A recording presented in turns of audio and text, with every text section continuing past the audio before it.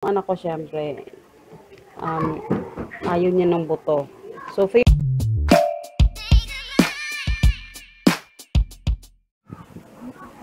hi guys! It's Christine, this is Family Budget. So today, gusto ko ipakita sa inyo yung, actually, yung matagal na to. Ay, hindi na matagal. Nung ano pa, nung last, nag-grocery ako. So, kahapon ko lang siya na slice. So, talagang, etong meron na to is, pinaghirapan ko talaga to. Ginawa ko to with love. So, today gusto ko ipakita sa inyo kung ano yung ginawa ko. Diba yung last na nag-vlog ako, pinakita ko sa inyo na yung isang buong melon talaga yung binili ko. So, kasi, lugi kasi pag yung nakaslice na, yung init, nakakaano naman. Kasi hapon na mga 5 p.m. na. Ayan, 5 p.m. na ng hapon. Kaya medyo madilim na siya, guys. So, yun. So, yung isang malaking bilog na apple, hindi yung binibili ko kasi feeling ko nalulugi ako dun sa slice na. Kasi medyo mahal yun. So, yung isang buo, nabili, actually, hindi talaga yun sa mall ko lang nabili yun sa Pure Gold. Kasi wala na akong time noon na um, pumunta pa sa taas sa palengke kasi masyadong malakas yung ulan. Tsaka kasama ko pa yung anak ko, tsaka yung asawa ko. So, yun. So, yung isang buo is 159 pesos. Yun. Yeah, medyo pricey siya kung aanuhin mo. Pero, um, medyo marami din naman kasi. Actually, kahapon, pinortion ko na. Ang dami ko na sinasabi. Pinortion ko na siya kahapon, guys. Yung melon. Pero naubos na. Kaya parang refill na lang ito. Itong paglalagyan ko. So, ayan. So, ito yung melon. Nilagay ko siya dito para parang refill lang. So, kinuhanan ko na siya ng mga guys. Kinuhanan ko na siya ng mga buto. Kasi yung anak ko, yung asawa ko kinakain yung buto. Pero, yung anak ko syempre, ayaw niya ng buto. So, favorite niya yan guys. Nilalagyan niya yan ng um, favorite niya lagyan ng, tawag doon, yung yogurt. So, yun yung gustong-gusto niya. At saka, alam nyo, mas gusto ko kasi yung ganito, yung melon, papaya, kasi mas nabubusog siya. Kasi, napapansin ko, pag, pag yung snacks niya, puro chocolate, yung fudgy bar, yung mga ganon. Pag yun yung parang kinakain yung mga biscuits na matatamis, parang mas lalo siya nagugutom. Parang, tapos, yun.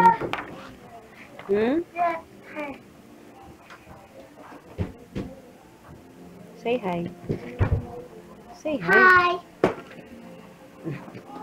Ayan na naman siya. Pabidam naman itong batang ito.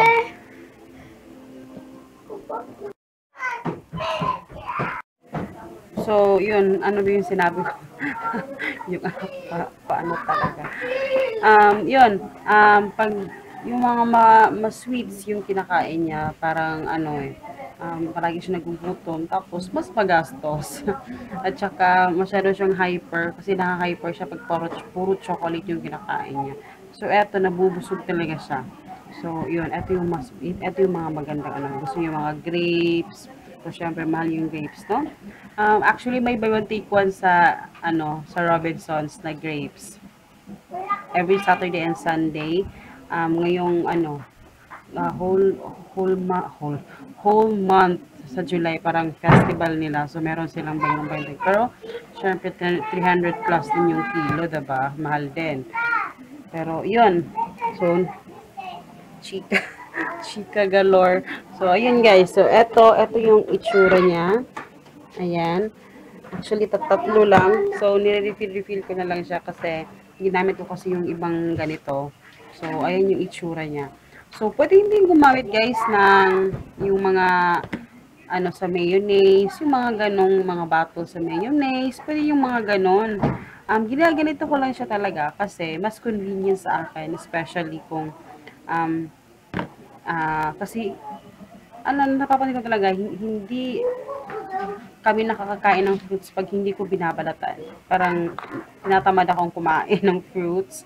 So, mas nauuna yung mga bread, yung mga ganon, kasi yun yung madali. So, kaya ginaganito ko siya. And, sayang lang, hindi ko napakita sa inyo yung itlog. Yung itlog na na nilalaga ko siya, tapos binabalatan. Hindi ko alam kung gusto niyo yun, pero ako, naggaganon ako. Binabalatan ko siya, tapos nilagay ko siya sa Tupperware, tapos nilagay ko sa refrigerator. Kasi minsan gusto kong kumain, or yung anak ko, or minsan sa lunch, tinatamad ako magluto ng ulam kasi syempre kami lang dalawa. So, yun yung inuulam namin or snacks ganon. So, yun, minsan naglalaga ako ng mga 5 piraso, ganon. So, yun. Nagpabili ako sa kanya ng chicken. Um, Nag-sale kasi, so bumili ako ng 2 kilo for next week na ulam namin. So, yun. So, tingnan natin kung may nabili siya. So, kita-kits later, guys. So, kagabi hindi lang ako nakapag-vlog, hindi ako nakapagpatuloy na mag-vlog. So, the next day today. So, kahapon pala, nung sinabi ko, nagpabili ako, nag-sale kasi, kung hindi nyo alam guys, may promote, hindi ako nagpa-promote ng Robinsons, okay? Pero, gusto ko na maka-help sa inyo. Help, ganon. May promo sila, parang the whole July, may promo sila, parang festival. So, ang daming sale. Magtanong-tanong kayo sa mga merchandiser or sa mga kung ano yung mga sale kasi everyday na may promo. May promo. And every Saturday and Sunday, may buy one take one sa apple at saka sa grapes. Hindi ko lang alam kung nationwide siya, pero yun, buy one take one. So, eto yung bili ko kahapon, binibili ko sa asawa ko. Yun yung price niya, 227. Nakikita niyo, ingay ng aso. So, ito yung price niya guys, 227 pesos. Ayan. 2 kilo yan. Ano to? 2 kilos and 64 grams. Ayan. Kita niyo siya. Pero yun. So, ito yung itsura niya. Tingnan niyo yung anak ko. So, yung itsura niya guys. Teka lang ha. So, ayan. Nice. So, ayan yung itsura niya. Itsura? Anong itsura? Nakita talaga yung manok. Ano siya? Ricardo cut. So, ito yung mga gusto ko. So, yung anak ko nagpapabida na naman. So, ayan yung Ricardo cut. Ang nalas niya is, ano na lang yung kilo niya, 110 pesos. Parang yun yung price niya. Kasi originally, di ba, nasa mga pinakamura naman na is 140 pesos yung ano. Pero, except sa supak, yun, mahal talaga. So, eto. Parang overuse ko na to. Kailangan ko lang bumili ng bagong ziplock bag. So, hindi pa ako nakakabili. So, hopefully, makabili na ako ng bibili sana ako yung maliit at saka yung ganito kalaki na ziplock bag. So, eto na yung natira talaga sa aking ziplock. So, ayun. So, dahil kahapon hindi ako nakapag-vlog ng maayos. So, today, at saka pala yung sinabi ko sa iyo yung egg. Teka, yung egg na inano ko, kanina, pag nagano ko sa kanin, nagsasaing ako, nilalagay ko na yung egg. So, eto yung dalawa. So, hindi ko pa na-change yung date niya. Date pa to nung isang linggo. Nung Thursday. Kasi nung Thursday ako naglaga ng itlog. So, yun. Yun yung ilong ko. Hindi pa nawawala yung oh. Tapos, yun. Tapos, later, lunch namin to. Lunch. Tapos, yun. Ganyan ko ginagawa yung egg. Nilalagay ko siya. Hindi naman siya nasisira. Kahit mga, huwag mo lang paabuti ng sobrang tagal na sa refrigerator. Pero parang na-preserve mo talaga yung egg. Tapos, yun, very convenient. Tapos, hindi siya magastos sa gas. Kasi, minsan, naglalaga ako isang itlog lang. So, talagang magastos siya sa gas. So, ayun. And also pala, may sasagutin akong tanong. Si Charis Lumuntod, sabi niya, hello. Teka lang, parang yung camera ko parang. Sabi niya, ni Charis Lumuntod, sabi niya, hello, very informative po ang vlogs niyo. Sa isang linggo, ano po ang nasa menu mo bukod sa pansit? Ano din ang pantry staple mo? Ano ba, hindi ko na hindi na yung binasa ko. Um, ang sabi niya, sa isang linggo, ano po ang nasa menu mo bukod sa pansit? Bukod sa pansit, yung staple talaga na ulam is, usually talaga yung ano talaga is manok. Yun talaga yung number one ingredient ko noon. Pero ngayon, binabalance ko na siya. So, kasi hindi pwedeng para-parating manok. So, may week for this week, kagaya ngayon. Ngayong week na to, mostly sa amin kinakain is isda. Isda talaga. Bumili ako ng bangos, ganon, itlog, yon. May times din na pag meron akong gustong bilhin, especially kung walang snacks, kailangan ko mag-budget sa ulam, so kailangan ko magmunggo, magpansit. So, yun, usually yung munggo talaga, hindi nawawala yun. Pero this week, hindi ko siya na ano kasi mas mura kasi yung mga isda ngayon. So, isda kami. Um, Sinabaw ng isda, paksiw, hindi ako nag-fried, pero usually mga sabaw, yung mga walang oil, yun yung kinakain namin ngayon. Yun yung mga kinakain namin. And eto naman, si Hero Gonzalez, sabi niya, kumusta sis ang Shopee selling mo? Sabi niya, tatanong siya. Sabi ko nga mag-update ako sa iyo, pero hindi ko na-update ng maayos ng last vlog. Sa Shopee, okay yung Shopee ko. Actually, hindi naman ako nag-aalala kung this day hindi ako walang mag-order kasi may day din naman na may nag-order ng 4, the next day may 4 din. So, hindi everyday may order, pero hindi lang kasi Shopee yung pinagkukunan ko ng sales dun sa aking mga tinda. Meron ding mga meetups sa mga Facebook page, meron ding mga meetup ako. Meron akong naka-schedule na meetup, like tomorrow may schedule ako for meetup, Sunday. So, yun, depende din.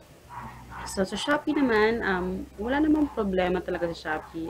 So far, so good. At, actually, kahapon, last last day, may pick up din ako. So, ang mga naka sa Shopee, pag gising mo may nag-order niya. So, may nag-place na ng order, tapos, yun, i-assemble mo na lang yung mga items na i-pick up, na i-schedule mo na lang kung kailan i-pick up. So, maghihintay ka lang kung darating na doon sa buyer yung items, tapos hintayin mo lang yung bayad. So, walang hassle. Mas okay nga sana yun eh. Pero, syempre, kailangan natin magbenta sa ibang place, diba? So, may mga meetups din ako. So, may mga reseller, ganon. So, yun. So, kailangan, double time kasi, syempre, may pinag-iipunan kami. So, dapat bawal ang pitex-pitex, okay? So, yun. Yun lang. So, wala nang ibang tanong screenshot ko na lang siya yung iba. So, yun.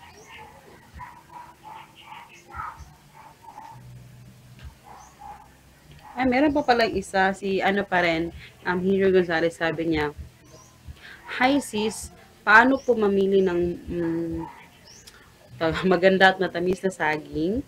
Kasi pag bumibili ako, kinabukasan lang, alam mo yun, masyado ng hinog, nabubulok lang minsan. Gusto ko kasi medyo matagal pa yung hindi na putol siya. Hindi ko pala yung hole na Pero ang tanong niya about sa saging, naman may yung instinct natin, ma-feel mo naman pag masyado na siyang hinog, makikita mo talaga sa color niya. Tsaka syempre kasi ako pag bumibili ako ng saging, usually, syempre, tinatouch ko muna kung medyo matigas pa siya. Kasi gusto ko yung medyo matigas pa, yung hindi pa siya hinog talaga. Kasi, syempre, gusto ko umabot siya ng at least a week. Kung hindi man. Pag masyado na siyang mura, pag feel nyo na masyado siyang mura, ibig sabihin yan, overripe na siya, or malapit na siyang ma-overripe. Papunta na siya pag overripe, yun yung ano, pag masyado na siyang mura, pag i-compare mo sa original price niya, kasi syempre, hindi naman, may ano talaga yan, yung original price niya, tsaka yung pinakamura, makikita nyo talaga yan. Pag pinakamura na yon, overripe na yon. So, yun. Kasi syempre saging, sarap talaga yung saging. Yun. So, yun lang guys. Yun lang yung gusto kong ipakita sa inyo today. Kasi tomorrow, hindi ko alam. Actually, schedule ko talaga is 18 pa yung aking grocery. Kasi hanggang 18 pa naman yung ulam namin. But since may promotion dun sa Robinsons, bumili na ako ng ano, for next week. Bumili na ako ng ulam. Para, syempre, mas makatipid din. Kasi 140 din yung ano, yung chicken, diba? So, yun. So, hindi ko alam kung tomorrow mag-grocery ako. Titignan ko pa kasi hindi pa ako nakapag-meal plan din. Excuse me. So, yun. So, I hope you guys enjoy. And please, follow nyo ako sa aking Facebook at sa aking Instagram. It's Our Family Budget. So, mga hindi nakakaalam, may link na nakalagay dun sa description box. I-click nyo lang yun. And please don't forget to subscribe. And see you in my next video, guys. And please do like this video kung nagustuhan ninyo. Okay? So, bye-bye.